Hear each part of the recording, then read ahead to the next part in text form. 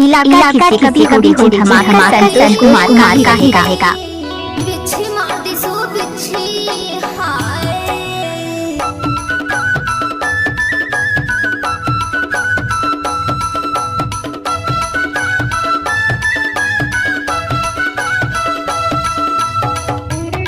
DJ remix बनाने वालों का नाम है संतोष कुमार, ग्राम जिला बघोर टोला वाले।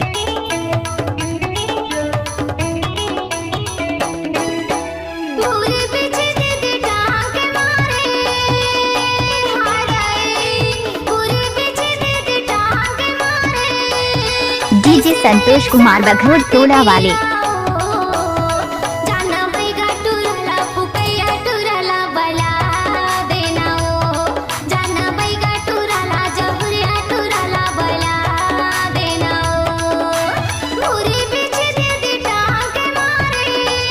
संतोष कुमार का मिक्स क्या हुआ गाने में लड़कियां बहुत नाचते हैं।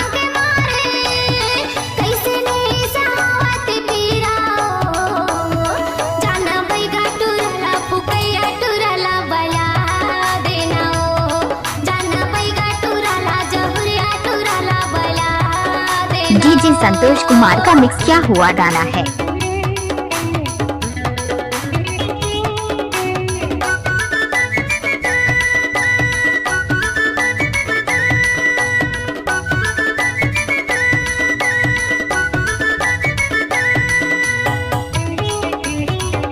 डीजे संतोष कुमार बघोर टोला वाले।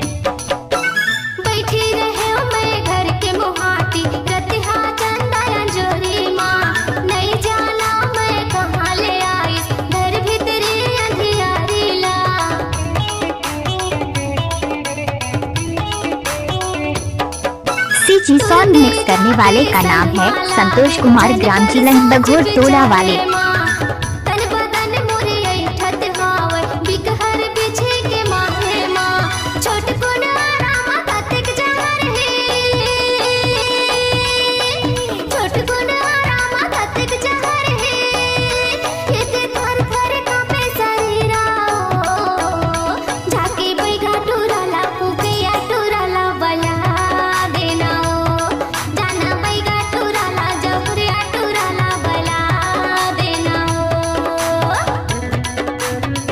Mix by DJ Santosh Kumar.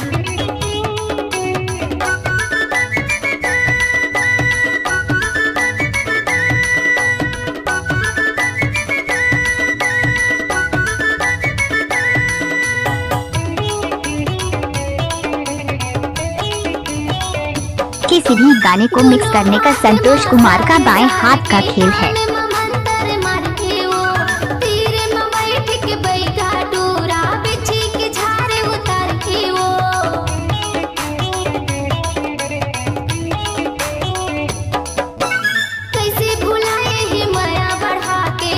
फूल है गुलाब का सुगंध लिया करो, डीजे संतोष भाई का मजा लिया करो।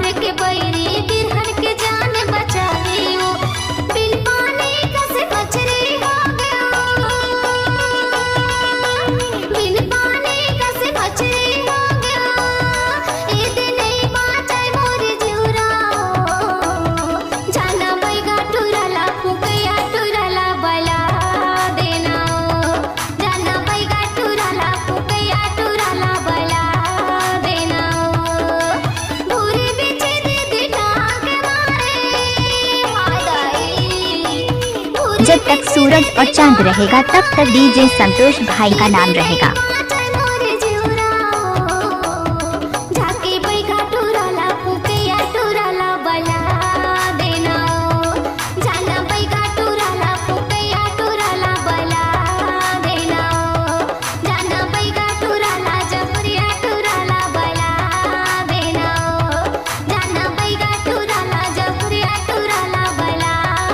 डीजे संतोष कुमार का चैनल को सब्सक्राइब करें। Thank you.